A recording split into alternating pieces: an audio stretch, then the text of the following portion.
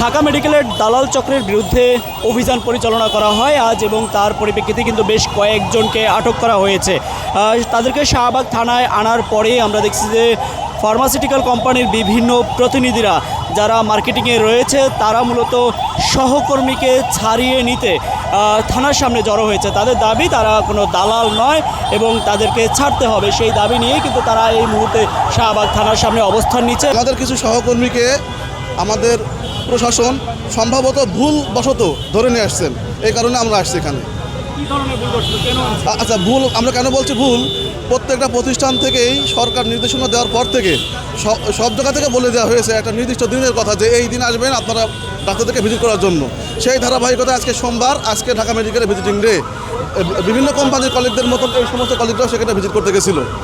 হয়তো প্রশাসন দালালদেরকে ধরার জন্য ওখানে গেছিলো, বাট দালালদেরকে ধরতে না পেরে আমাদের ইনোসেন্ট কিছু কলিগকে প্রশাসন ধরে নিয়ে আসছে। এটা আমাদের পারিবারিকভাবে সামাজিকভাবে আমরা কিন্তু অনেক হচ্ছি, প্রতিপন্ন হচ্ছি। ভুলবশত তারা কিছু আমরা ফার্মাসিউটিক্যালসের আর কিছু কলিগকে আটক করার কারণে আমরা আসলে আমাদের কলিগের জন্য আসছি এখানে। কলিগ হচ্ছে যেহেতু আপনার মানে আমাদের আসলে সরকারের কাছে একটা দাবি, আমাদের যে পেশা এটার নিয়ম নীতিতে একটা আইনতভাবে একটা হচ্ছে করা দরকার, যাতে আমরা বারবার এরকম হ্যাসেল না হতে হয়। আমরা একটা পেশায় কর্মতে আসছি, আমরা শিক্ষিত মানুষ, আমরা সবাই এখানে মাস্টার্স করা লোক, কিন্তু আলটিমেট আজকে দেখেন একটু হ্যারেস হতে হচ্ছে। এই হ্যারেসটা যাতে পরবর্তীতে না হতে হয়, সরকারের কাছে এটা একটা দাবি।